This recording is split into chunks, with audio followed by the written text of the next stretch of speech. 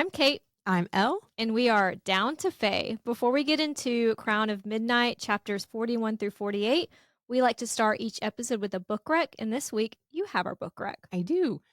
My book rec today is a series called The Demon Queen Trials by C.N. Crawford. I love that series. I love that author. I think C.N. Crawford is very underrated. I don't see her talked about enough. I know, and she writes a lot of fantasy series. They're always so fun. And actually, I think we had a recent, was it Towers of Avalon? Yeah. That we recommended recently by her as well.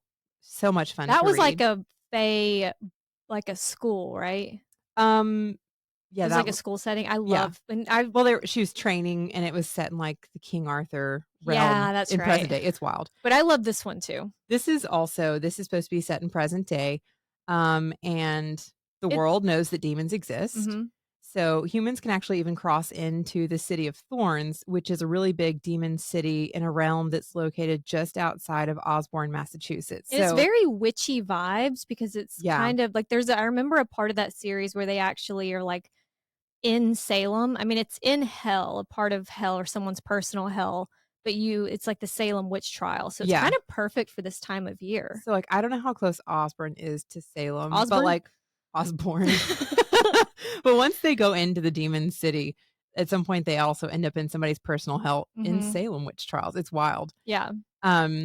So like humans know that demons exist. They can do like, it's not like a daytime travel pass. They don't really live in the demon city, but humans can go in there.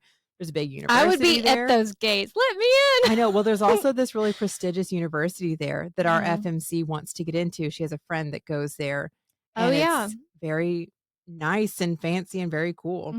So the story begins with our college student FMC Rowan.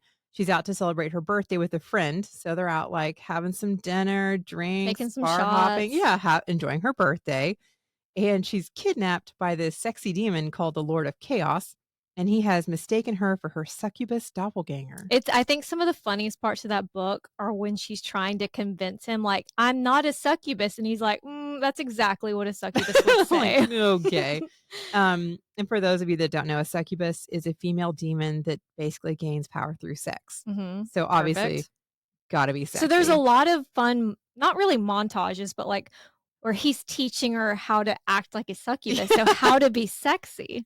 Well, and part of the underlying reason that Rowan wants to be in the City of Thorns is that a demon killed her mother, and so she wants to try to figure out who killed her mom. And the Lord of Chaos kidnaps her, takes her into the City of Thorns, this demon city, and bless her heart, she's trying really hard to convince him that she's not who he thinks she is. I guess it takes a minute, but he finally realizes it. And they come to this agreement where he will help her figure out who killed her mom and help her get revenge. But he also wants her help getting vengeance on the person that she thinks she is. Yeah. He thinks she is. So it's a little forced proximity. Yeah. But so in order for him to get this vengeance, she's going to have to pretend to be the succubus doppelganger to like infiltrate and get information. And so that's where we get these montages of him teaching her how to be literally sexy. teaching her how to walk sexy. But some of it is sexy because I think I gave most of that. I got all excited talking about the succubus. But during all of this, while she's working with him and falling for him, she's also really worried that he might actually be the demon that she's looking for. So this is it's a fun, sexy summer read. Yeah. Highly recommend. Yeah. I really liked that one. And it's completed. Is it 3 books in the series? I think it's a trilogy. And it is The City of Thorns by C.N. Crawford. Well, and I guess just to like add to it, like once they get into this where she's trying to infiltrate the rulers in this city, like there's so much more that they uncover and so many problems, and she ends up helping him with some of his history. It's a fun and read. It gets spicy, right? Oh yeah. Yeah. It gets spicy, and it's just hers usually do. Her books usually do. Yeah. There's also just like the good sexy scenes where she's trying to learn to be a succubus, bless her heart. Yeah. No, I really like that one. And I'm trying to think of what is another C.N. Crawford series I really liked? I mean, there's I really several with liked all Fae. Yeah. There's one, I think it's like the Dark Fae. There's something with the Sea King. I'll have to go through my Kindle. We'll rediscuss. We'll regroup on this one. We'll regroup. Our last episode ended with Celaena being attacked by Baba Yellowlegs, an Iron Teeth witch inside her mirror-covered caravan. We will learn more about witches and mirrors later in the series. We can't talk about it too much, but just someone out there in the void, remind me to talk about the Ouroboros when we get there, because I think there could be a connection between some of the mirrors we're going to learn about in the Ouroboros and ACOTAR. I also have a theory that we met or at least heard about Baba in Assassin's Blade. I think, so I'll talk about that when we talk about Assassin's Blade next. Oh, okay, that's kind of exciting. Yeah. Chapter 41 picks up with Dorian and Chaol standing on a balcony, oblivious to Celaena and Yellowlegs' cage match while they watch the carnival being broken down. She is fighting for her life, and they're just up on their balcony. I mean, it's wild. Side note, like, as I know we'll get into this more with the mirrors, but shoot, now I've forgotten the name of that series. That the Irish Fae series. I said we always forget the name of that series. Blood. No, Fae. Fever series. Love this series. I've read it a million times. Can't tell you the name of it. It's Jericho. Jericho's one of my favorite book boyfriends. It's Karen moaning, but like they also have mirrors like this that are the Seelie and Unseelie courts. Yeah, you can actually use them as like gateways. So, but they talk about going to these rooms where the mirrors distort proportions of the room, and you can tell something. So, like while Celaena's in this caravan, in this little, what do we call that? Her trailer. Yeah, whatever her little her little mobile home. Yeah, it's like I immediately thought of the Seelie courts and those mirrors. Well, and while we're on side notes, you got the most gorgeous Throne of Glass edition. It's like I can't remember the name of the company, acrylic something. It's Acrylipics, and it is gorgeous. We're gonna get pictures for you guys. Yeah, we'll post pictures, but it makes me want one. They're so pretty that it's like, I don't know the best way to do this. I have 100 pictures and videos, and I'm like, what's the best one? Like, it's one of those like collector edition that I don't know whose art they used, this company Acrylipics. What is that, like painted or printed on? Because not the spine, but like the other part that faces out. Yeah, it's like it's terracin. The desk jackets are gorgeous, but they actually used art for like the actual interior spines too. So you could have the books facing in or out. And it is covered. Gorgeous. It's beautiful. Yeah. So we'll get you guys photos of that.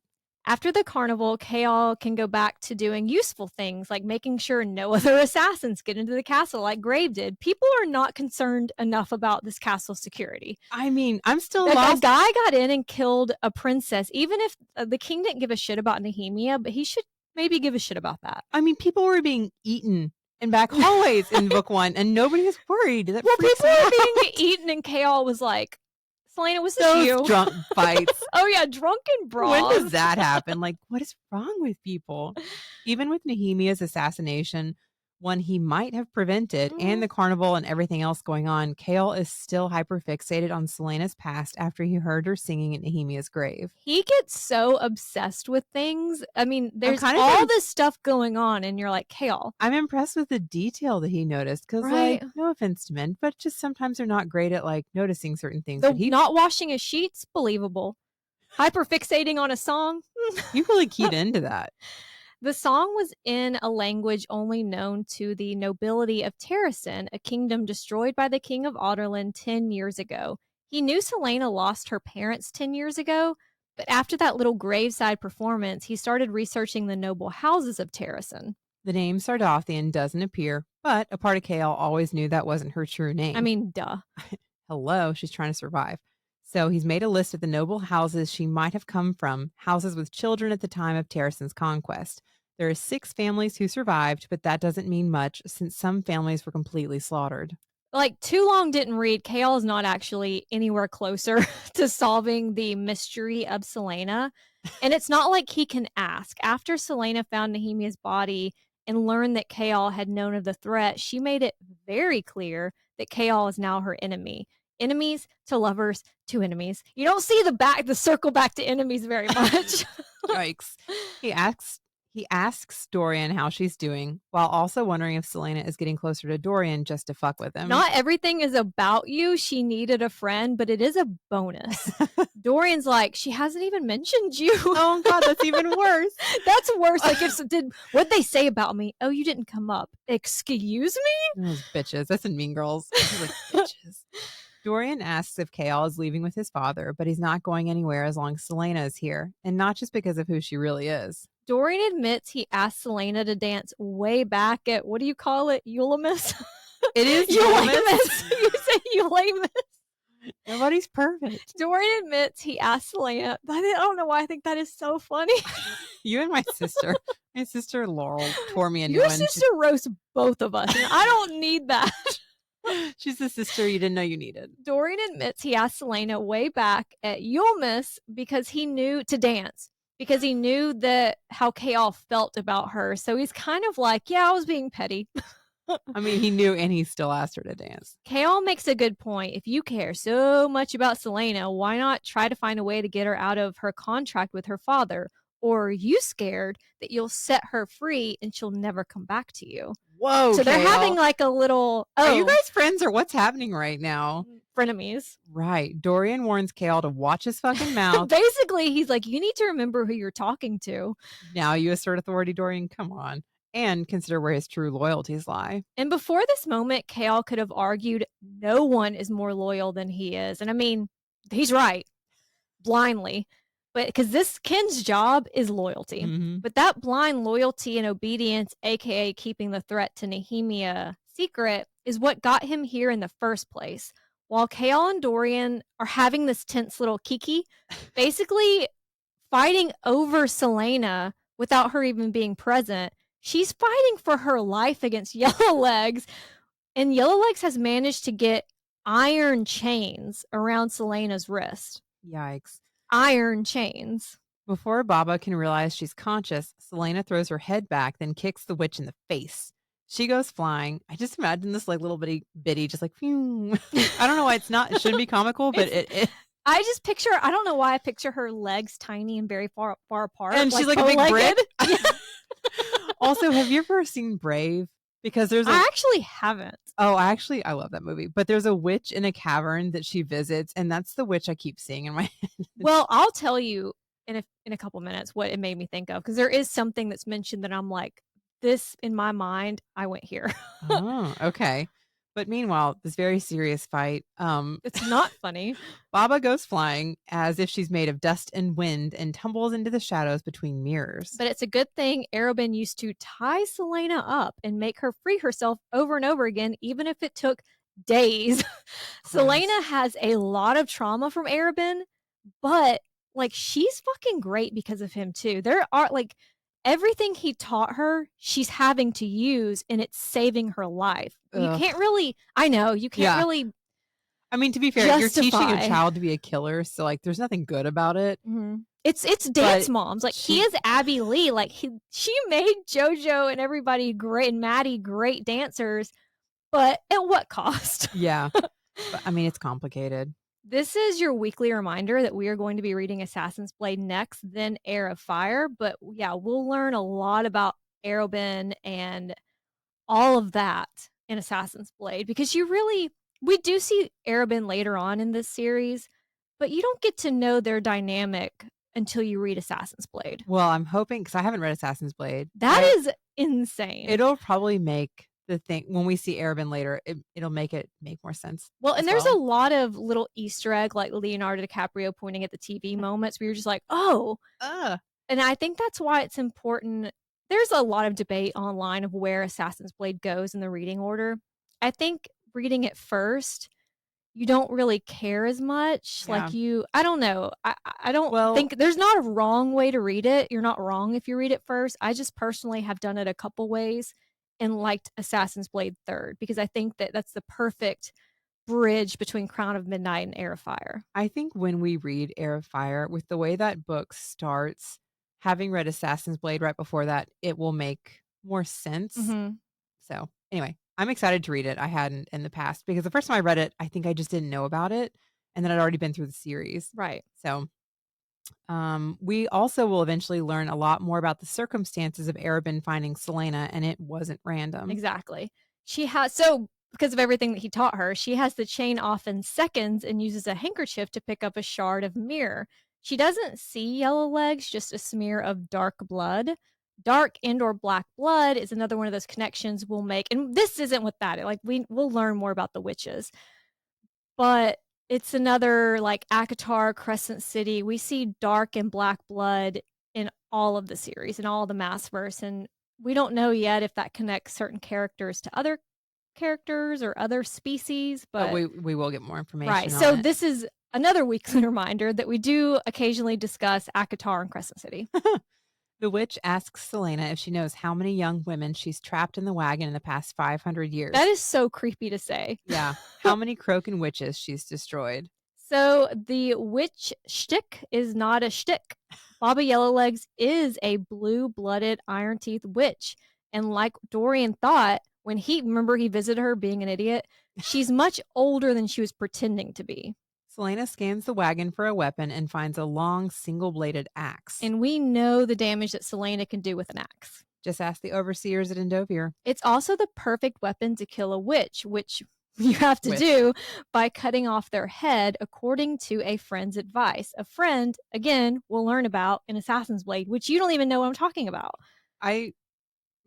Okay, we can discuss offline because I can take a guess. Okay.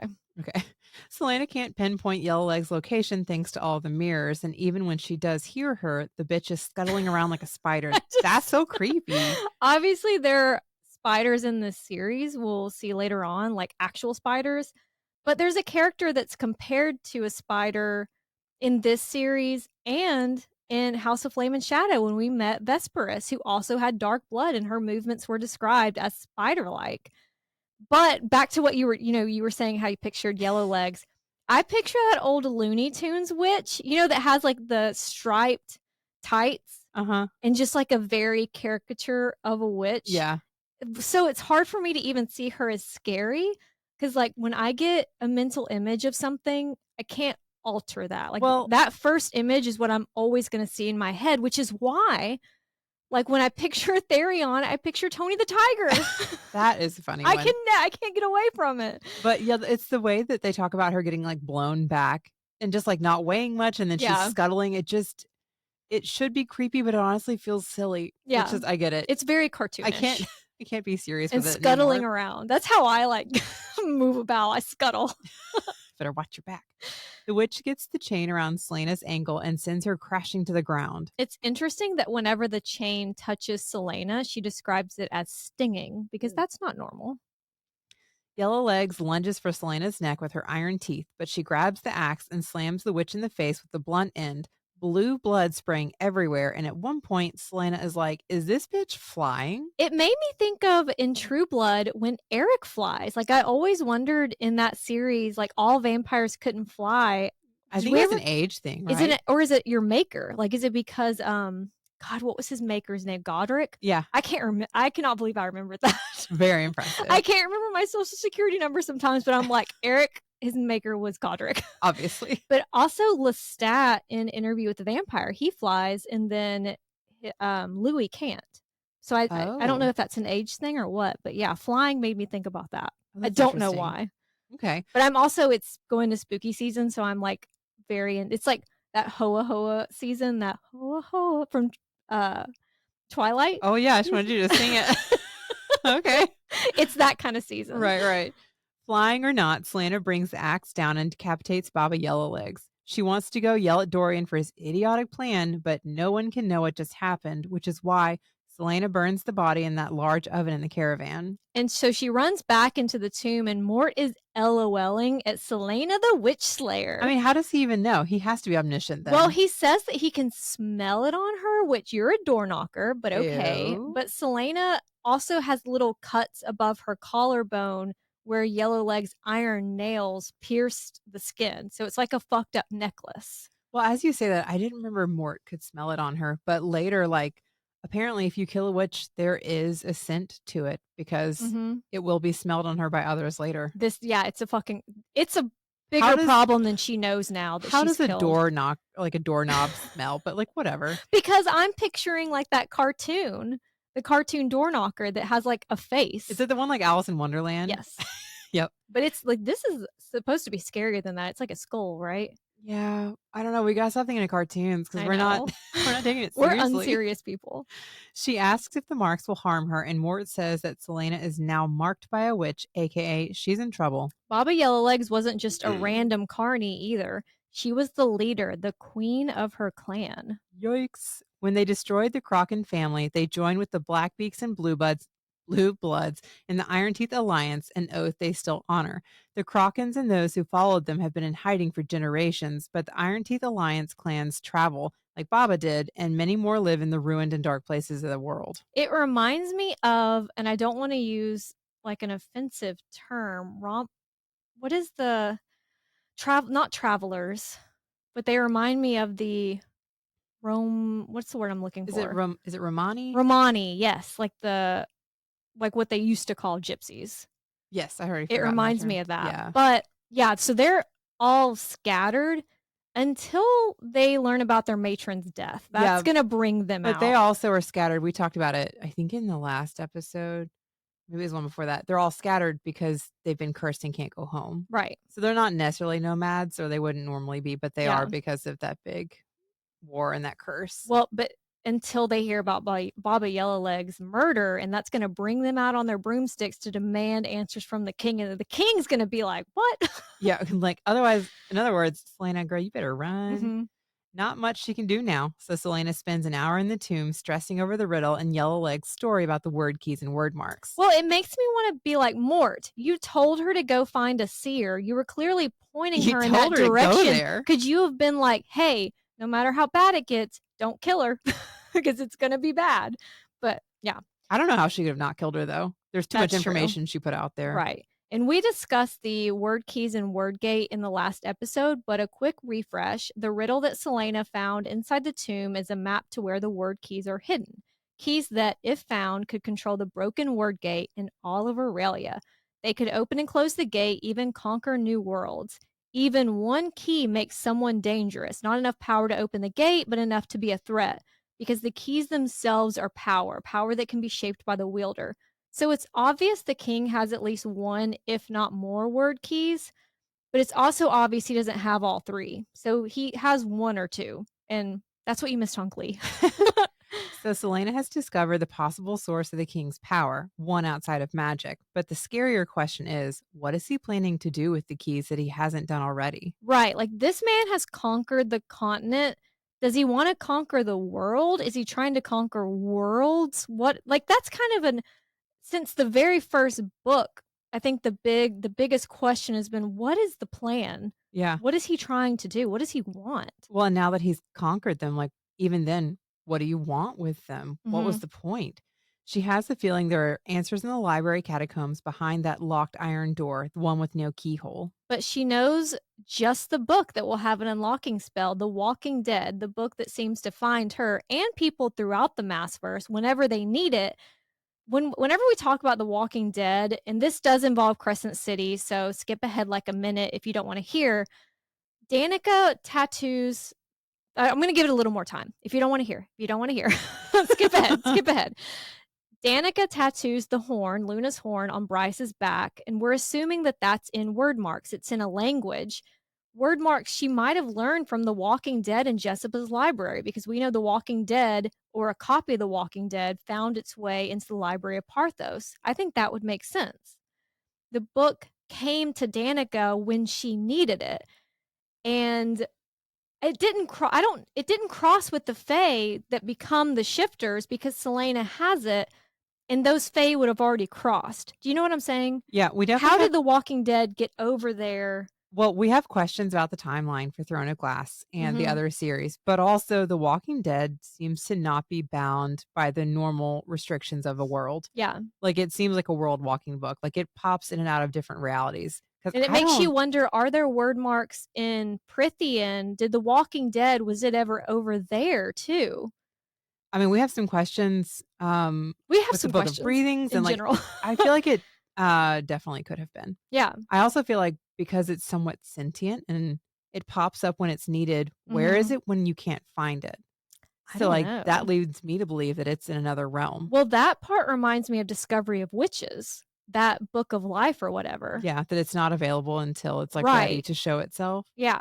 So, but the word marks in Throne of Glass, I think, are one of the things that connect all of the series, because even the Illyrian and the Bargain tattoos, they sound like the word marks, The like swirls and swirls whirls. and whirls and swirls. And the Book of Breathings, I mean, we both think is potentially in word marks, and the Book of Breathings also being in the Library of Parthos with The Walking Dead. Plus, speaking of whirls and swirls, those symbols outside of Feyre's shitty hovel and the Underking seemingly use word marks. So Yeah. again, it's just, I don't know. It's I can't connections. imagine that there's 3 copies of that book. I feel like that book is making its way around, Yeah.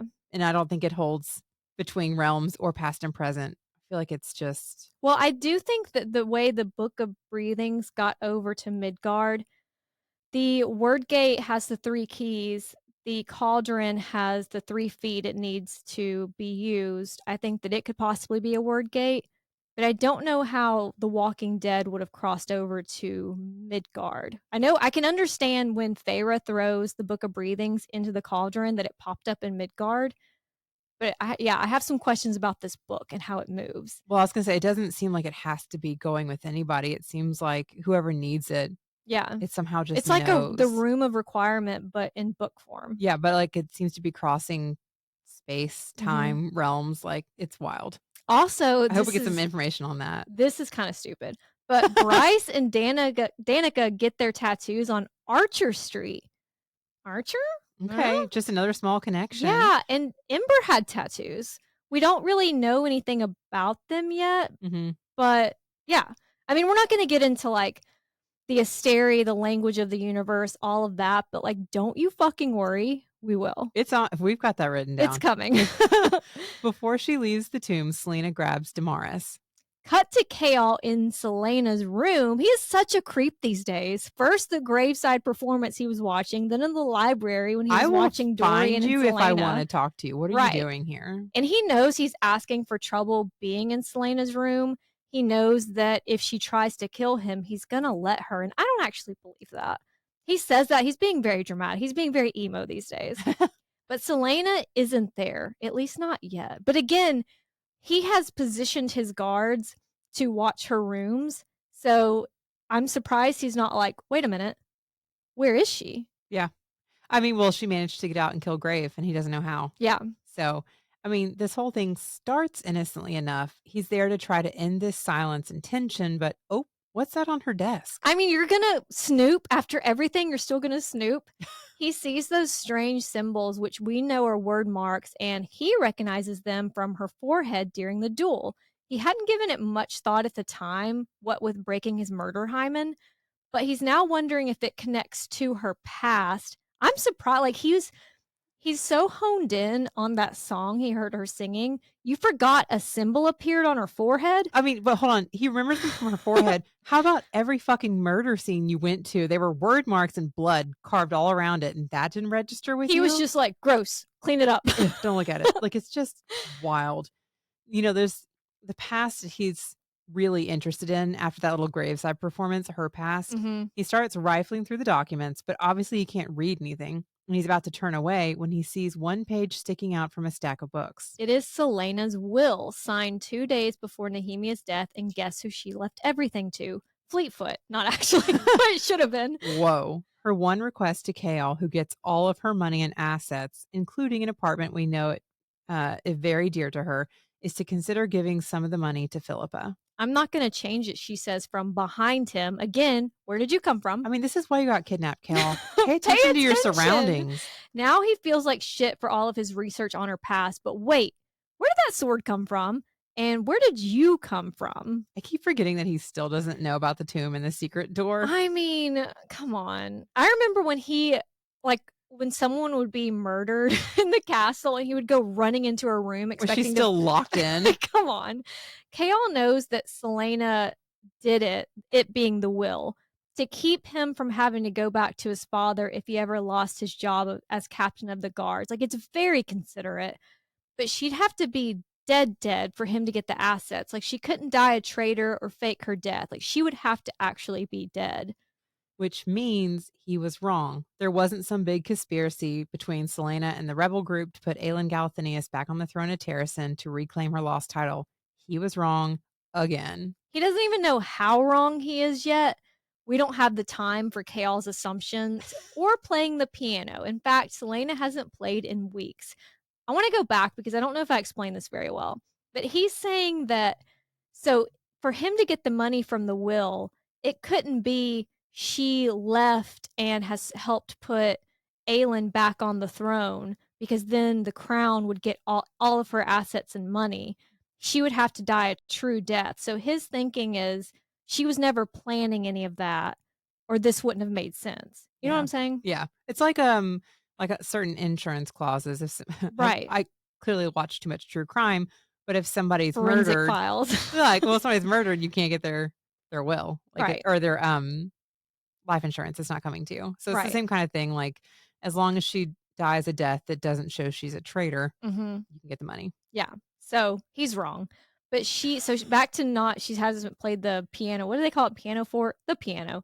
Pianoforte? First, because she was spending all of her time in the closet with Chaol. Then, after Nehemia, she hadn't wanted to hear or make music ever again. She wishes Nehemia were here to help with Yellowlegs and the riddle, but like, and this is going to sound really bad, do we actually think Nehemia would have helped her? No. I don't think so either. No, it would have given her power, and she's not vocally ready. Told Nehemia she'll help with it. Right. I don't, because it's just so many things happen, and she's like, I wish Nehemia was here, and I'm like, but also, like, I know you would have liked some support, and I think Nehemia would have been a friend to you in general, not on a deeper friend level, but also, like, why? You wouldn't be honest with her if she asked you any questions. Yeah. Neither of them was, like, honest with each other. You're right. Like, as much as Nehemia was not honest with Celaena, Celaena is not honest with anyone, actually. Yeah. Well, when Sam died, Celaena tucked him into her heart alongside her other loved ones, the ones whose names she keeps so secret she sometimes forgets them herself. But Nehemia just won't fit. I know there was a lot of off-camera friendship building between Celaena and Nehemia. I'm not sure she deserves to be in that same space in her heart with Sam and her family. Is that bad? It's just, I know that you wanted a friend and you guys were, like, Nehemia was there when she needed her, like being in the castle, and she's been so desperate for like a female friend.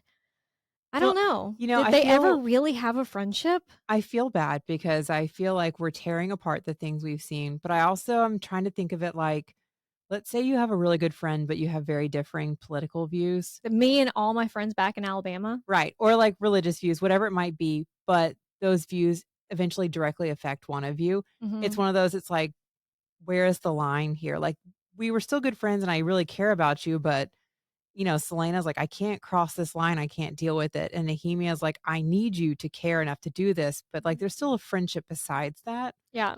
So I guess we're just having trouble seeing more of that friendship because some of their biggest clashes have been over whatever this issue is.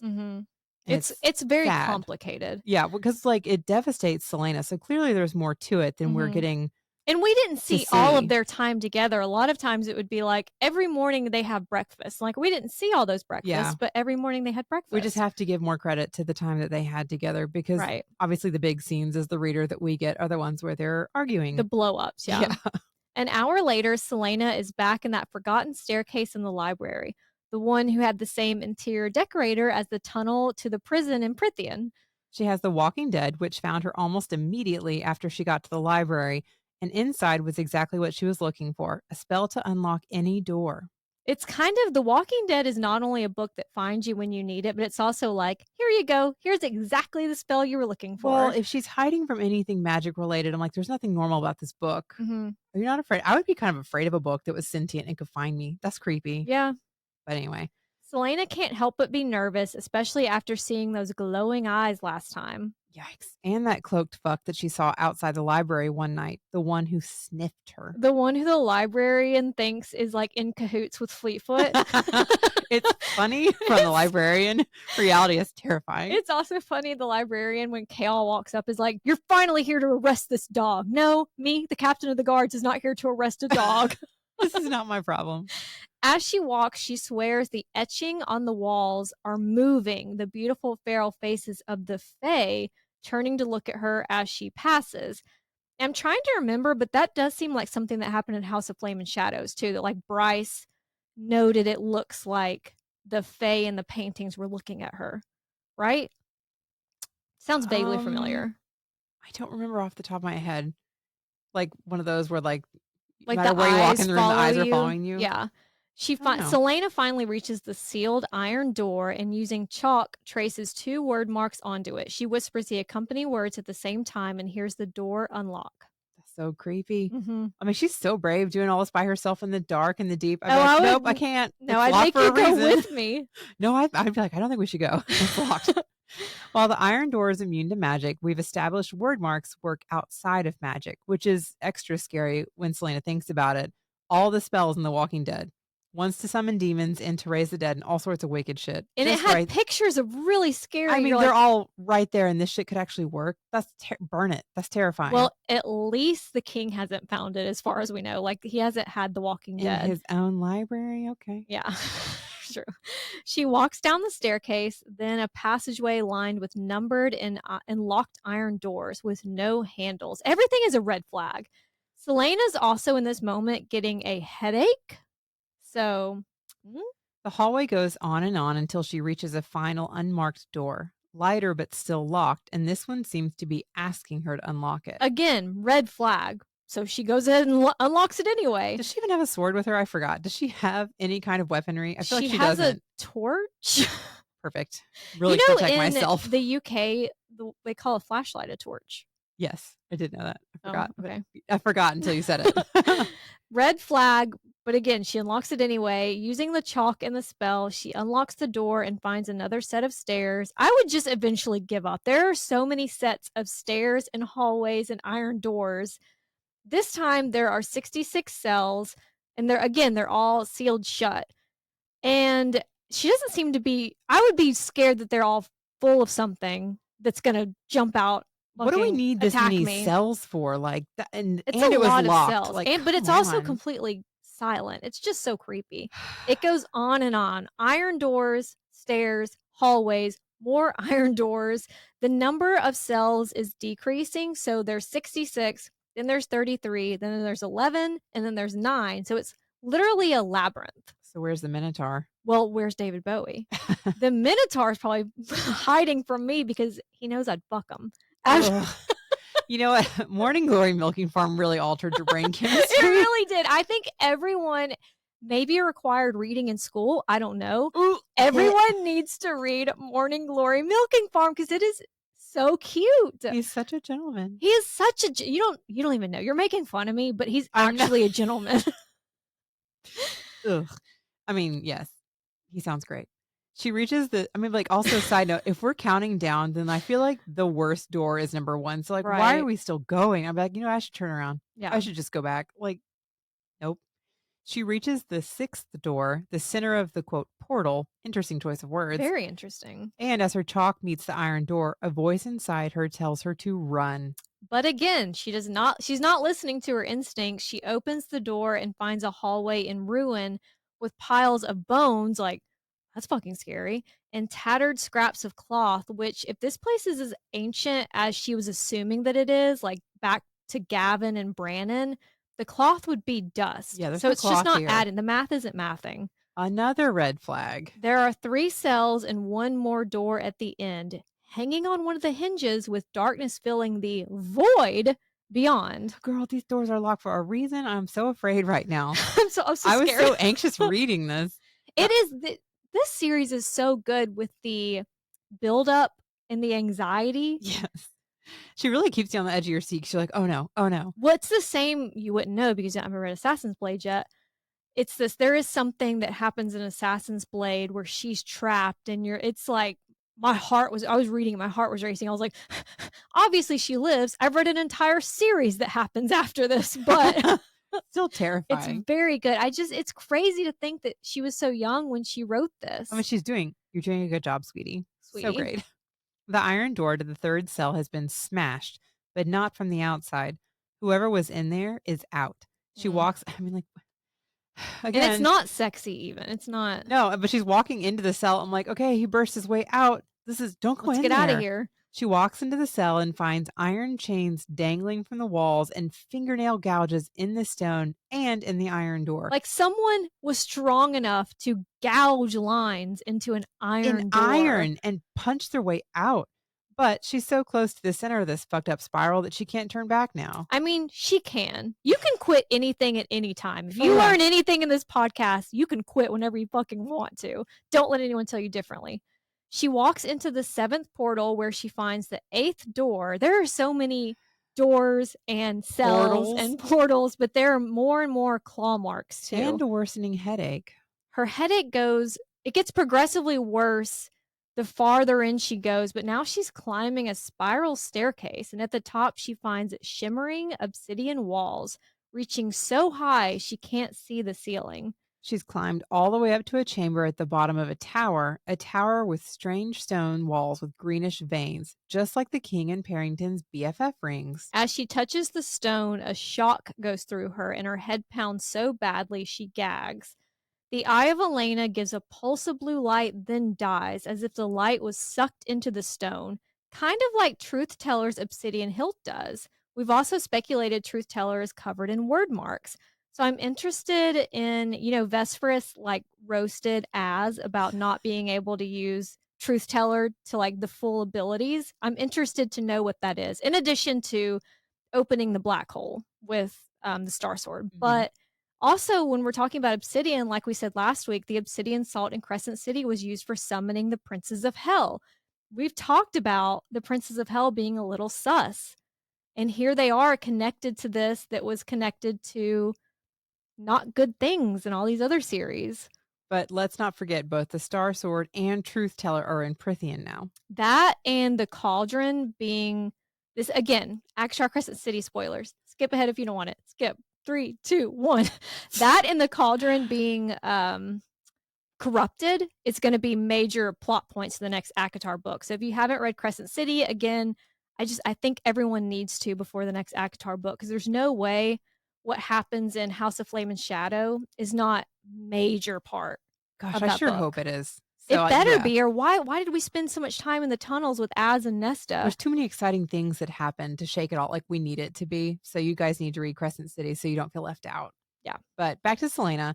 A boom shutters the tower, and that's when Celaena puts it together. She's inside the clock tower. And Celaena isn't alone, but plot twist, it isn't just what was whatever inside that cell that bust out, but also Dorian, who saw Celaena struck by with a sword and her hair was in a braid. Okay, so she did have a sword at least.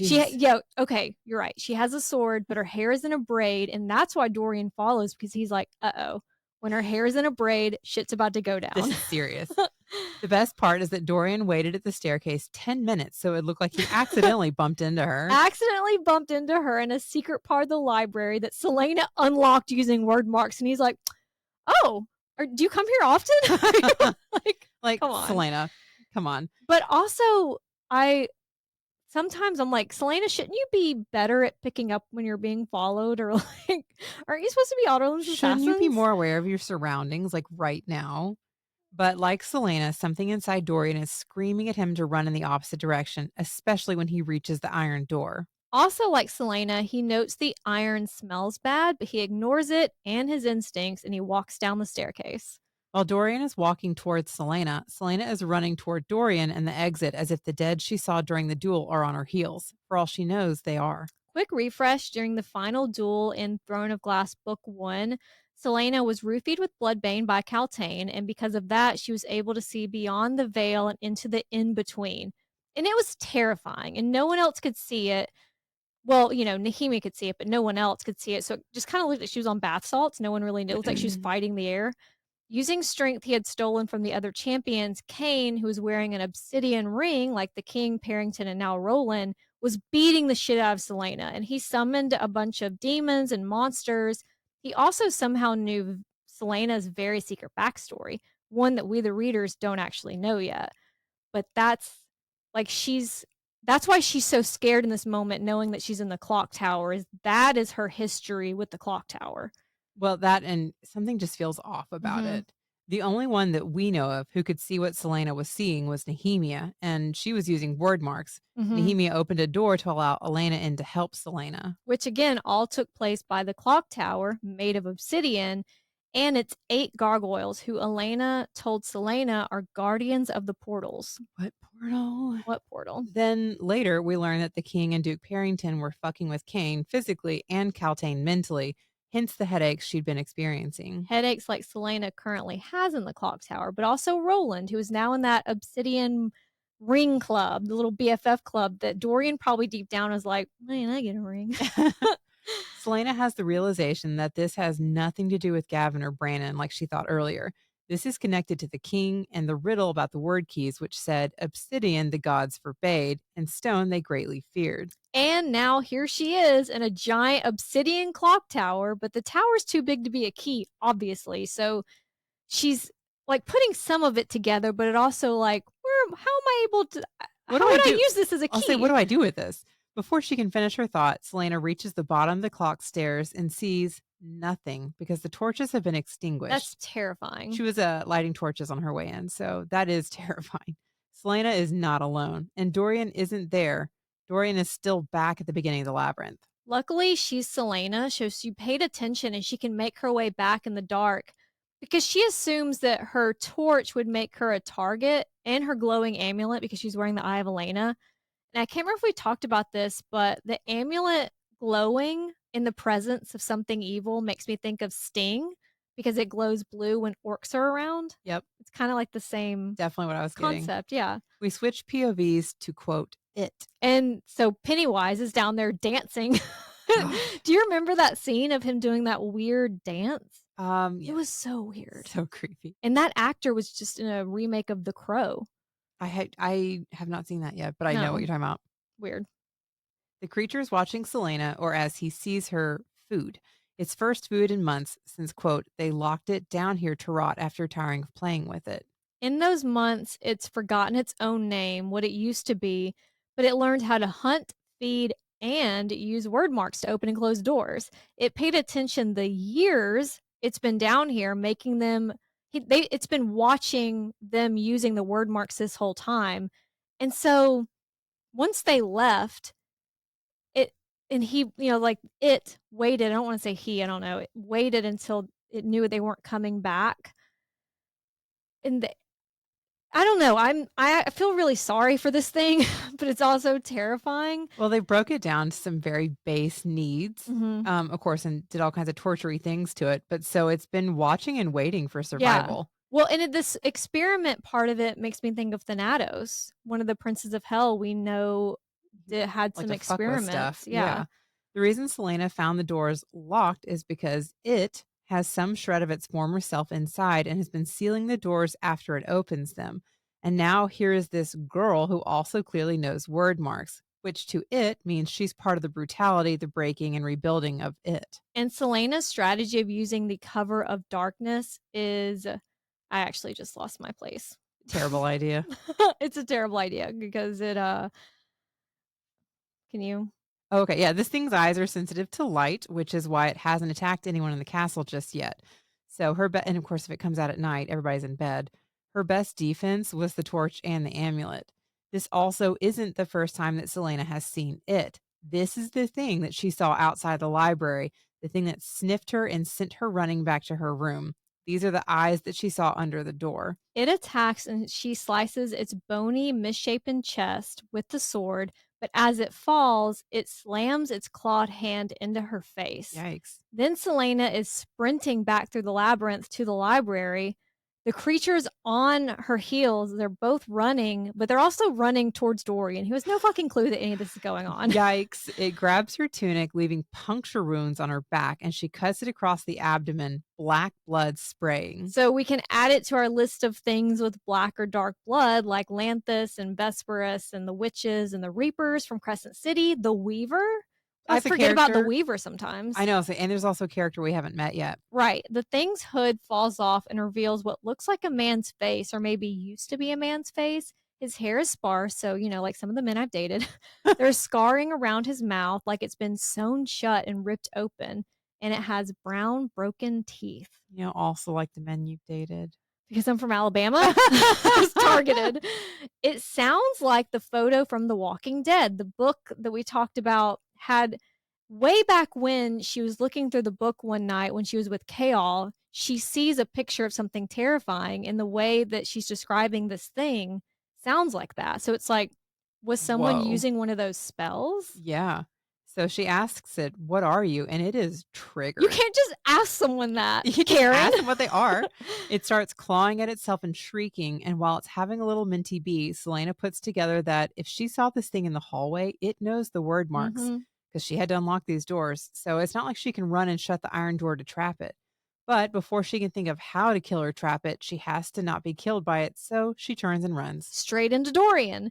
And now they're both running. And to his eternal humiliation, as they hit the bottom of the stairs, she grabs him by the collar and hauls him up the steps. Like you would a child. She throws him into the hallway because women and children first. Then she slams her back against the last iron door as if, and that like she's stronger. It's temporary. Yeah, but they can't keep it there forever. Again, if they get it locked, they got to figure out something because locking won't work. It knows how to unlock. Yeah. The creature is throwing itself against the door and manages to get a hand through, latching its claws into Celaena's shoulder. Dorian joins her, but they know it's only a matter of time before it gets through. It makes me wonder if it's like a metaphor for that door in Celaena's mind, all those emotions and memories that she's been struggling to keep shut. Yep. And she's been doing it alone, and you can't do it alone. Like they're all trying to do everything alone, and you just can't do it that way. Or maybe I'm just like really deep. You are definitely really deep, but I think you're also right. The metal begins to sear along the edge of the door, glowing red thanks to Dorian's magic. Not the time, but if I were Celaena, I'd be like, I fucking knew it. I knew you had magic. It's a huge risk for Dorian to use his magic in front of anyone, but it's not like he has a choice. Yeah. Celaena doesn't have time to dwell on what the Crown Prince having magic means because while he has magic and it's working, he's about to burn himself out on the iron door. Well, the fact that Dorian is even able to use his magic on an iron door is impressive to begin with. And that his magic just knows what to do. Yeah, because iron instinctual. I don't know if we've discussed that yet, but iron is the antithesis for magic. Well, that's exactly why the longer he's using it on the iron door, he's feeling like he's suffocating. So it does eventually, his magic slips away from him, but he doesn't run. He picks up the sword of his ancestor, Gavin Haviliard, and he cuts the creature's wrist, leaving the dismembered. I'm picturing it, and it's like a horror movie. The hand is still embedded in Celaena's shoulder. That clip is literally in something. I can't remember if it's Hocus Pocus. Of the hand. Where he's chasing them around. There's a hand still hanging on her shoulder. Oh, but yeah, that's literally what I'm seeing. Well, I was picturing Hocus Pocus when she was talking about it looked like the lips had been sewn shut. And then Billy. Yeah, I think it was Billy's hand that was also on her shoulder. Bless his heart. They're at least able to close the door, which gives them a little time to come up with a plan or a way to outsmart whatever unlocking spell the creature knows. She tells Dorian to find the Walking Dead, or really to let the Walking Dead find him. And not needing it to make sense, he runs through the library until it does just as Celaena said it would. It finds him, and there's not time, but I love that Dorian is just like, okay, thank you for. I'll just run around the library. Not me. I'm questioning, girl. What do you mean though? Where do I go? And he runs back down, and so they switch places. He takes Celaena's place at the door. Which reminds me kind of Hodor. Stop, poor little Hodor. He's alive in the books, by the way, so it's okay. Probably not for long. Okay. Another total sidebar. It's not talked about enough how fucked up it is that Bran would slip into Hodor's mind, knowing how much it scared him, because it talks about how Hodor would be in a corner of his mind scared while Bran was in there, and that Bran. Oh. Yeah. I mean, how did Hodor know he was in there? Well, there's a theory that Bran made Hodor. Oh, because of him being there as he was holding the door? Well, he Or like when warged into him, and it's possible that he told him to hold the door, but when he warged into him, he did it in the past because he can do it, and he did it at a time when someone is warged inside of you or inside of an animal, you don't have an option but to do what it tells you to do. But Hodor, if Bran slipped into his mind when he was younger, he couldn't have done it at that time because he wasn't actually in there in that moment. So it broke his mind because he couldn't do it. So he's been waiting his entire life to be able to do that one thing. Wow. Which is just really sad. There's also theories that Bran trying to communicate with the Mad King is what drove the Mad King mad. But yeah, so sorry. That's not surprising. That makes sense. Bran is just a little villain on wheels. Well, you know what? This series will have its own villain on wheels eventually. Seriously, Meals on Wheels. Thank God for the tandem read. That's all I'll say there. Anyways, Celaena finds a spell to bind or to contain. It's I bind you, Nancy, from doing harm against other people and harm against yourself. I feel that it's time for the craft. It's witch time. season. Once it's cast, just passing over the threshold will hold the creature in place long enough to kill it. Using her own blood, Celaena draws the marks. And at one point, she has to reach above Dorian's head to draw the word marks, and their breath mingles. Hello. When she's finished, the word marks glow blue. She tells Dorian to let go and get behind her, and they watch as the creature freezes. Eternal humiliation. Get behind me. He's like, okay. He's just so unprepared. But the creature freezes on the threshold, and Dorian swears there's a moment that passes between Celaena and the creature. He's like, wow, anyone but me, I guess. The moment is over, and Celaena beheads the creature. Its head hits the ground, and black blood sprays everywhere. Then she wipes the bloody mark, the word mark that she had drawn, which is important to remember that some spells you can just wipe it away very quickly. Some you can't. She cuts the body into several pieces, including its chest. Whatever she sees there when she goes inside of the chest, it makes her face go pale. As if nothing else did. That's not great. Right. Celaena then closes the iron door and seals it shut with more marks. Celaena and Dorian are looking at each other like, so do you want to go first or should I? Like a lot of things just happen. a lot was just revealed to discuss. They use the servants' passages to go to Dorian's tower, and Celaena starts explaining how she found the library dungeon, the creature, how she's the idiot who broke through the spells on the doors. The last part is a half-truth. She is the idiot who used the word marks to get through those doors, but those doors weren't actually keeping the creature in there anymore. So, and it obviously had some sort of its humanity that it was locking. It was kind of like scared of what it would do to people.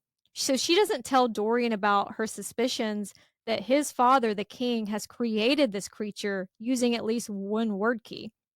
More importantly, while they're talking, Dorian and his golden skin are changing in the dressing room. So there's still little moments where she's like, I forgot how cute he was. If you think about it, Celaena and Dorian have more in common now. Like they're both keeping these huge secrets and they've been suppressing parts of themselves. So it makes sense now that she is growing closer to Dorian. Like she's kind of, pendulum is like swung the other way. Yeah. Well, the good news is The Walking Dead says the spell Celaena used to close the iron door is permanent, unless someone were to have word keys like your dad. Like your dad. There's also the obsidian of it all, the king's ring, the clock tower, the riddle about the word keys specifically mentions obsidian. I mean, and all those cells in the dungeon, hundreds of them all locked. That is very concerning. I mean, especially when you think about Caltaine and Nehemia mentioning wings and whatever's going on in the Farian Gap, like what else is the king making? But now it's Dorian's time. It's his turn to explain. Too bad he doesn't know. He can't explain. He's like, I have magic. I don't know where it came from. I don't know what it is. I blew my magical load a few weeks ago after the council meeting. I have a loose grasp on it at best. But it seems like we've talked about his magic is very instinctual. And he just, I don't know. I love Dorian, but it's also... He used it. He doesn't have a way to learn about it. There's no one to teach him. There's nothing he can do. The last time he really had control over it was when he was using it against Celaena when she was trying to kill Saol. And when he was like sealing the door, all of that was tied to his emotions, or like he really needed it in that moment. Well, and that's so hard for him because it's not just like, oh, don't do this and you can keep this from happening. Like if it's instinctual or tied to my emotions, how do I learn to use it, but also does not use it? Yeah. Kind of terrifying. He's kind of like a ticking time bomb. But honestly, yeah. She thanks Dorian for stopping her that night. She was devastated, angry at Chaol, but killing him is something she wouldn't have come back from. He also tells her Chaol doesn't know about his magic, neither does Roland, who has just left with Duke Parrington to go to Morath to oversee the situation in Eelway. Concerning.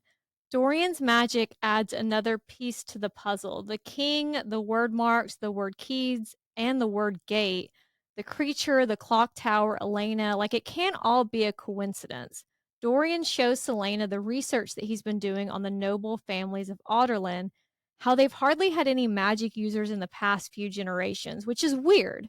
Just like genetically, they don't have these gifted people that it seems like they should have. Mm-hmm. And Celaena promises not to tell anyone about his magic because 10 years ago, the people that she loved were executed for having magic. Like she's not going to lose another one. Oh.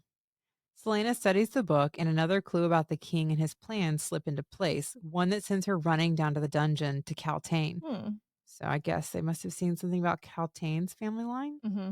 She replays Kaltain's words. They wanted to use me. They tricked me. Sometimes I think they brought me here not to marry Parrington, but for another purpose. A purpose that Celaena put together when she was looking at Dorian's Book of Noble Families. Including the Rompier, a family with a strong magical line. Then there's Cain, and he is from the White Fang Mountains where powerful shamans ruled over the tribes. So both the people the king and Parrington had been fucking with had magic in their blood. But when Celaena gets to Kaltain's cell, all that's left is Celaena's cloak. Thus, the serial's origin story begins. She's been searching for the cloak ever since. It makes so much sense. Kaltain is on the way to Morath with the Duke to be his wife. Gross. You also say, ick. And if what Kaltain thought is true, to greet something. Also on the way to Morath, according to Dorian, is Roland, who is still suffering from headaches, but also shares blood with the prince. The prince we know has magic now. Mm-hmm. Celaena recalls the creature clawing at its head as if it too were suffering from headaches, as well as something human in its eyes, something that looked relieved for the death she delivered. There's still the biggest question: what are the king's plans? And to answer it, she needs to learn how many word keys the king has and where the others might be. So it's kind of like Pokemon, like you got to catch them all. But if the king catches them all, he can open the word gate and God knows what he'll do. And we don't know if he has one or two, but no matter if he has one or two, look what he's been able to accomplish. Just imagine if he had all three. It's devastating. There's also, time's rift from the tomb. She never did figure out what that meant or how it factored into all of this, or why the tomb was Una reversed, trees on the ceiling and stars on the floor. The stars led to that glory hole, but they could have done that on the ceiling too. You know what I'm saying? Like it didn't really matter. It didn't matter. So why make it backwards? You know, there were also stars on the floor in the Cave of Princes too, like taking it back to Crescent City, and also the prison in Prythian. So interesting. Yeah. Celaena finally like constellations, right? In both of them. Yeah. Celaena finally catches on to the theme of the tomb. Shit being backward, rearranged, meant to throw you off while also giving you a hint. Like maybe the thing you're looking so hard for, the thing that should be hard to find, is right there in the open. I would have not put any of this together. Of course not. I thought I was good at riddles because of Amarantha, but she was just bad at them. No, that was a pretty obvious one. The rest of it, I am totally lost. Because of its anagram, a word or phrase made by rearranging the letters of another word or phrase. In this case, rearranging times rift to I am the first. That's, okay. For the story's sake, I get it. But it's also the first king and queen in that tomb. So like that still wouldn't necessarily be like, wyrdmarks. Yeah. But I am the first. Yeah, you were the first king. Congrats. The first wyrdmark is right here in the open, or it was right here in the open. In grief, he hid one in the crown of her he loved so well, to keep with her where she lay down inside the starry cell. Celaena pushes aside the jewel in the center of Elena's crown to reveal a small compartment.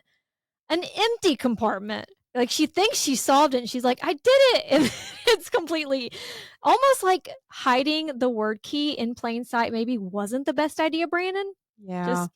Especially hiding it in plain sight where the king lives, or like in your He's enemy's. there. Why is it in your enemy's castle? At least put it in yours where you can guard over it. That's a good point, because that was Gavin's castle, but Brandon, why? Maybe that's why he thought it would be so tricky, because it wasn't near him. He thought he thought he was being so They smart. would come looking for him, and he's like, "Ha, it's not here." Well, and it's in your house.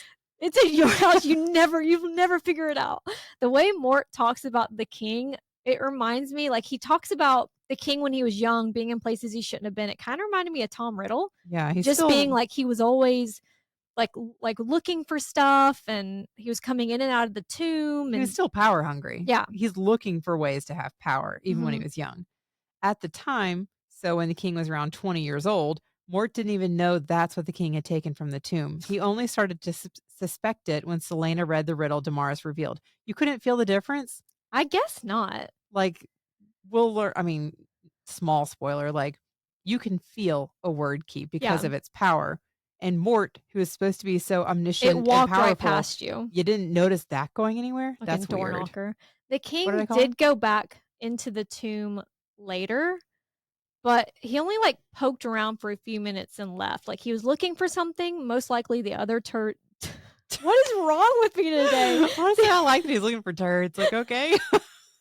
He's looking for the other two word keys. It does make you wonder why he didn't take Damaris. I guess he didn't give a shit about it once he did have no thong. But if you also think about it, the king figured it out so much faster than Celaena and Nehemia. Like, so true. Celaena, I'm judgy for someone, I guess, who would have never figured it out.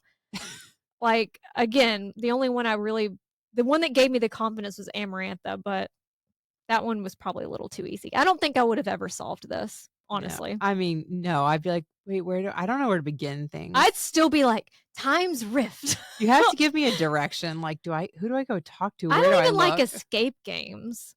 No. The escape rooms. I'm so like, wait, I catch on to it as everybody else is already doing it. We always ended up yelling at each other. The one we did with our friend Emily. I feel like we all just... Everybody was yelling. We all ended up screaming at each other and being like, your math isn't right. I guess that's how that normally would go anyway. Because they ended up talking to us on a little speaker and being like, maybe you guys should do this. And we were like hardcore in the wrong corner about something that didn't matter. I forgot about that. Well, the good news is all signs point to the king not having all three word keys, meaning he doesn't yet have control over the word gate. When Celaena says, "Word save us all," if that happens, Mort tells her she's pleading with the wrong force, because if the king does gain control of the word, you're going to have to find another means of saving yourself. I mean, you don't think it was a coincidence that magic stopped as soon as he began his conquest, do you? Oh, that's terrifying. The king used the word key, or keys, we don't know yet if he has one or two, to stifle all magic except his own. And by extension, Dorian's magic. So that kind of makes sense. Celaena wishes she could talk to Nehemia about all of this. Then again, maybe she can. And I don't think what she does is really about the word keys or the king, or at least it's not just those things. Right. Celaena has been denied countless goodbyes. There's also the way things were left with Nehemia. Celaena, I'm having a series of small strokes. Get it together. Celaena leaves to gather what she'll need, including the Walking Dead and Bath and Body Works candles, to open a portal into the capital O Otherworld. Elsewhere in the castle, Dorian is lucid dreaming. He's standing in an ancient stone chamber he's never seen before, facing a tall, crowned warrior. And it's the man's sapphire eyes that give him away as Gavin, the very dead first king of Alderlan, the one buried in the tomb alongside his wife, Celaena. Gavin is there to warn Dorian that someone is about to cross a line that should never be crossed, and it will put everyone in this castle in jeopardy, most of all the person crossing the line. He instructs Dorian to run to Celaena's room and use the hidden door, to stop her or risk losing her forever. Back to the person crossing the line, Celaena is using blood from a cut on her arm to trace word marks from the Walking Dead, forming an archway, a door on the wall. The king used the word keys to suppress magic, but there may be a way to harness the innate power in someone's blood, and the word marks must be able to access that power. Like you said, I'm assuming that's why Nehemia didn't need to use her blood during the duel or on Dorian. I don't really understand I guess it depends on the type of word marks, because also Celaena was able to use chalk downstairs. She didn't. Some of it she used her blood when she was trapping, but Right. when she was locking and unlocking, she just used chalk. I guess it matters the level of spell, like, kinda side-eye Celaena's blood works here. Like Maybe it's that or also, like, just, like, the intention. But yeah, so yeah. Celaena's blood works. Hmm. Interesting. Celaena etches the final mark, Nehemia's name, in word mark form and begins to read from the Walking Dead the words burning her throat until she finishes and the symbols glow green until the whole archway is a line of light. The archway part, again, reminds me of the Crescent City gates and the arches, like, imagine she opens it and it's Bryce and Danika yelling boobs like they used to do. The stones within the border of light darken, the blackness within them seeming to reach out for Celaena. I know Celaena is blinded by her grief and her guilt, but there are so many red flags in this moment. And like when she was going through all those doors and portals and everything, it's just she's ignoring her instincts, but you just opened a door into the void. This is why, like, I don't fuck with Ouija boards because sometimes you open a door and you don't know who's on the other side. You Well, know what I'm saying? Like, also, she doesn't know where she's. I guess she saw Nehemia summon Elena and she assumes she knows what she's doing, but like this is a really large risk to take. You don't Yeah. know enough about So it. much can go wrong, and it does. She whispers Nehemia's name, but there's nothing but an endless void, and the more she stares into it, the more it seems to stare back. That's creepy. Very. Just like that recurring dream she has where she's standing on the edge of a ravine. It's also like that very famous quote, "If you gaze for long into an abyss, the abyss gazes also into you," or whatever. Mm-hmm. You know what I'm talking about? Yeah. Like you said, so many red flags, but instead of smearing a mark or trying to in closing the door, Celaena keeps trying to summon Nehemia until Fleetfoot comes bounding Mm. down the stairs. Fleetfoot, who until this moment was too scared to go into the secret tunnels, but who also loved Nehemia. Nehemia appears on the other side of the portal, the edges of her body rippling and blurring, and Celaena sinks to her knees and cries. She tells her best friend that she's sorry. Nehemia can't cross the line between worlds, and neither should Celaena. And she's mostly talking to Fleetfoot gently, not to Celaena. To Celaena, the best friend whose trauma she and Elena weaponize, she says, I thought you were smarter than this. Like, she's actually really cold in this I moment. mean, what Celaena is doing is dangerous, and I know I would be so mad at her too for her own safety and for the safety of the world. Like, what are you doing? But like, she's doing it from a place of grief for Right. you, and you did this to her. You Hmm. put her in this place of grief. Like, I just don't understand how Nehemia can be so cold with her. Right. Like, again, yes, it's very dangerous. This is a risk you shouldn't take, but like, where's the Damn. love? Hmm. The whole scene is brutal. Celaena keeps apologizing, but Nehemia cuts her off. She's only there to warn Celaena to never open a portal again. The next time she does, it won't be Nehemia who answers. No one has the right to open the door to this realm, no matter how sad they are. And Celaena hadn't known all of this. Like, she just wanted to see her friend and to say goodbye and to apologize. She's been consumed by so much grief and guilt, but Nehemia says, Goodbye, my dear friend, to the dog and walks away. I mean, like, that's brutal. This is Says your it to last. Fleetfoot. We love Fleetfoot, The but last time she saw Celaena, she called her a coward. Then you're brutally murdered, and now you still won't look at me. Like, I don't get any closure in this. yeah, Like, it's it it's is awful. brutal. As she walks away, Nehemia at least looks back and tells Celaena she won't understand yet, but she knew her fate and embraced it because it was the only way to set everything in motion. But no matter what she did to her friend, Celaena was one of the bright lights in the darkness of the past 10 years. And with that, Nehemia is gone. Bye, bitch. But the darkness isn't gone, Celaena can't really process everything that just happened. including the little bombshell that Nehemia had known she was going to die and let it happen to manipulate Celaena. Right, like, the way that Nehemia is She talking, basically told her that, she but basically admits she hasn't it, had a chance to like but she can't realize process it it. because Archer is there. Celaena has Damaris pointed at Archer in a heartbeat. I mean, not just why is he here, but how did he get in here? This is another one of those moments where I'm like, aren't you the like, Otterland's assassin? Really Why are good. Dorian and Archer able to follow you? Literally everybody can sneak up on her. Archer has been tracking Celaena for weeks, and Nehemia told him about the passages, showed him the way in. That is such Allegedly. allegedly.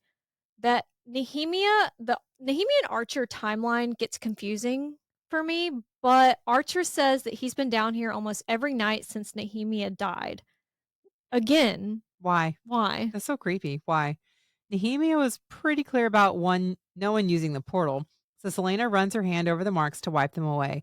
But unlike the spell she'd used to seal the library door, merely swiping the marks won't undo this one. Also, it's in blood. So, like, It's in should blood, you at yeah. least put something wet on there? Like, if it's dried, it's not just going to wipe No. off. And Archer is standing between Celaena and the Walking Dead.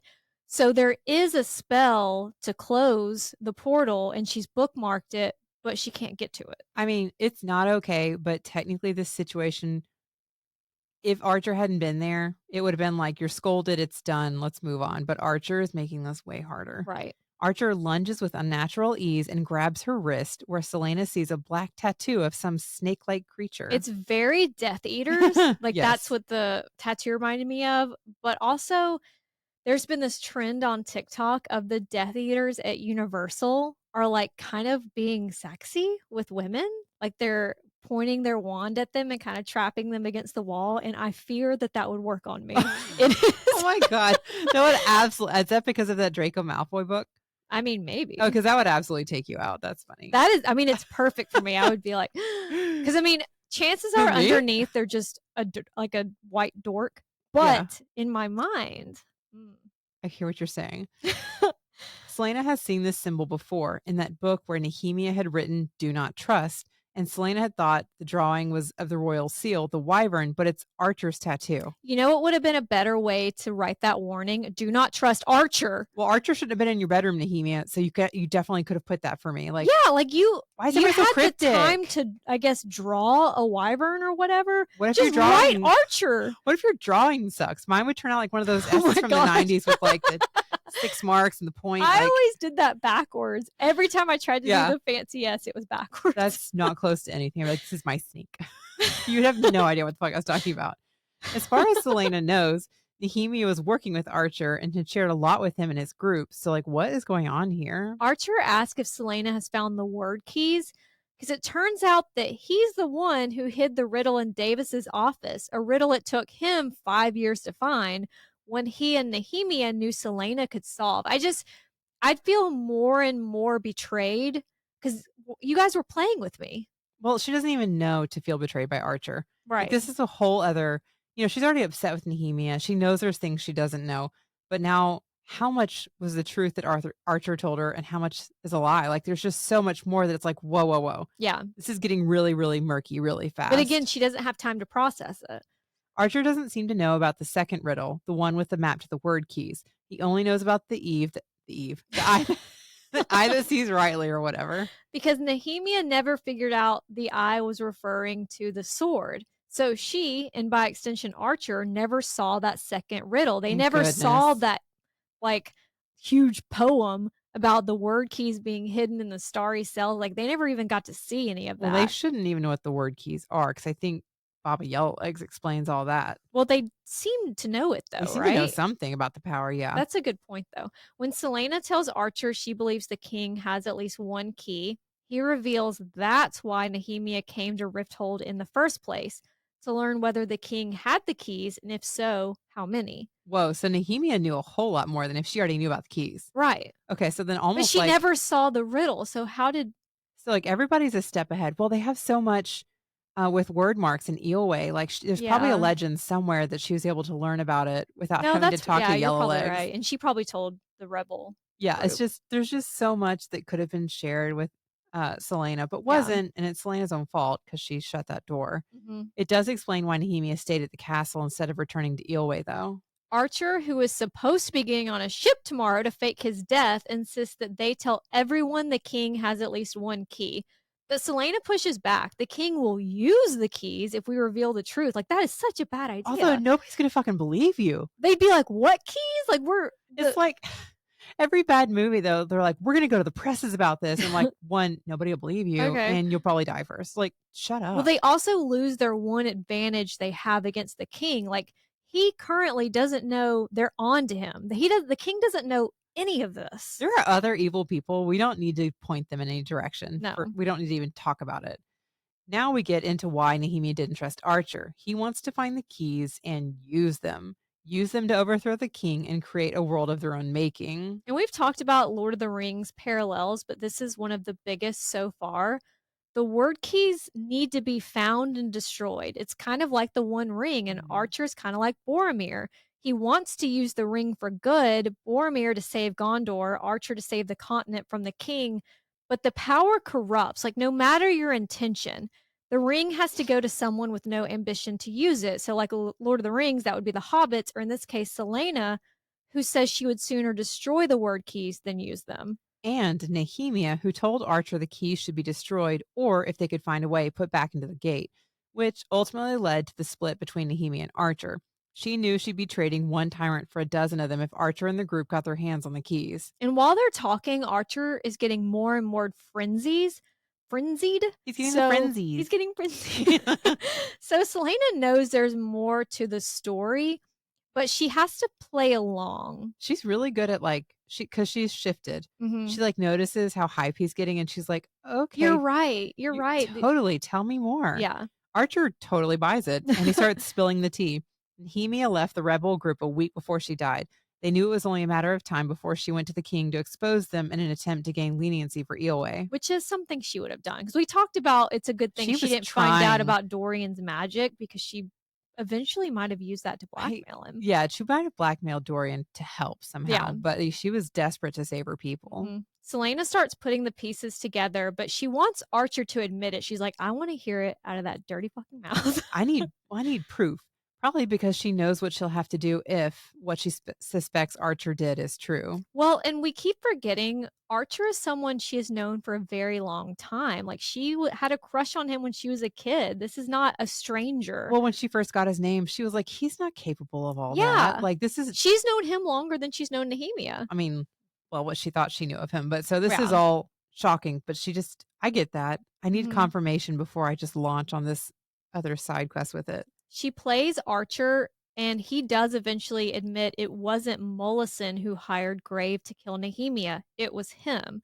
Not only that, but the real reason he kidnapped Chaol was to get Celaena away from Nehemia the night that Grave was sneaking in to murder her, because this hooker has orchestrated everything, including the threat on Nehemia's life and that arrow that he took for Celaena just to get her to trust him. Like, he's actually very fucking smart. Like, he did a pretty good job. He did a really good job. I mean, trust him and lose Nehemia and lose Chaol. Archer isolated Celaena, the same thing she suspected Roland was trying to do with Dorian. But also, you did a pretty good job of isolating Dorian on your own. But back to us being like, how would Archer know about that convo between the king and Chaol? You know, when in all what we thought was the only people who would know about the threat on Nehemia would be Chaol and the king. So how would Archer even know about it? It's because he planted that threat. Like, he's behind it. Like, there's so many little threads that you're like, oh. It all circles back to Archer. When Celaena asks why her, Archer reveals he knows what she is. What she is, not who she is. But it's also both. But again, what being a big, what do you mean? What do you think you know? Arobynn told him one night after she was sent to Endovir, for their cause to succeed, Archer needed Celaena. Some of the members of this movement were starting to question Archer's leadership, thinking his methods were too rough, which is shocking. That just doesn't seem like him. Like that man with the two swords that she'd seen arguing with Archer that gave him the old vulgar gesture. She tries to stab him with a hidden dagger, but he moves too quickly, so it pierces his shoulder instead of his heart. She stumbles back and braces her bloody palm on the arch of the portal, which flares green, a word mark burning, then fading beneath her fingers. Okay, it faded? Oops. Are they supposed to fade? I don't know. She and Archer, she doesn't have time to even know that that's happened, because her and Archer are circling each other, and then a shudder runs through the floor, and they hear a guttural growl coming from inside the void. This has become very Vampire Diaries. Side note, there's always something awful about to happen when they fix one problem. Yes. Sweet little Fleetfoot tries to herd Celaena back to the stairs as the void shifts, mist parting to reveal rocky, ashen ground and a figure emerging. But it is not Nehemia this time. We cut to Chaol, unable to sleep after finding Celaena's will. He hears rushing footsteps and finds Dorian at his door, straight up panicked after his dream. Chaol might not have magic, but he has instincts, and those instincts tell him who exactly this is about before Dorian says a word. And Dorian doesn't even know specifics, just that Celaena is in trouble. So they take off to her rooms. They burst into her locked bedroom, where they find the secret door that Gavin told Dorian about in his dream. They don't have time to unpack that or argue about who he is thinking, but Chaol's like, I fucking knew it. He's like in a spiral right now. I knew it. I mean, they don't have time to argue about who's going down in the tunnels as a guttural growl, a roar, a human scream, and a bark sound from within. Bark. Chaol is torn between genuine terror for Celaena and I knew this bitch was lying. I knew she was hiding something. Of course she was. Just look out for herself, dummy. They reach the landing and take in the scene. The glowing symbols, the world of mist and rock on the other side of the arch. Archer chanting words from a book he's holding. They're like, Archer? Like, what the fuck? What are you doing here? Celaena laying on the ground being guarded by an injured Fleetfoot, and the monster with claws, white skin that looks like crumpled paper and milky eyes tinged with blue. Do we know this monster or this world? Like my toxic trait is trying to connect everything. Mist and rock doesn't make me think of anything specific. I mean, mist we know like indicates a thin place. And the creature isn't really like the Crystallis demon. That would be the closest. Yeah, I don't know that we do. But again, it's like it makes you wonder if the monsters in Midgard. I mean, we know that some of them in Midgard were slipping through from hell. Yeah, is this one we've seen in other books? And also in Prythian, their monsters, are they slipping through? Yeah, I don't know based on the description, I don't recognize it. Yeah. In case it is one of the other books. Somebody will have to let us know if they recognize it because I don't. Chaol has all of 2 heartbeats to take everything in before he orders Dorian to go and launches himself at the creature. And that's where we'll pick up next week with chapters 49 through 56. And just as a reminder, we'll be covering Assassin's Blade after Crown of Midnight, then picking up with Heir of Fire. Thanks, y'all. Bye, guys.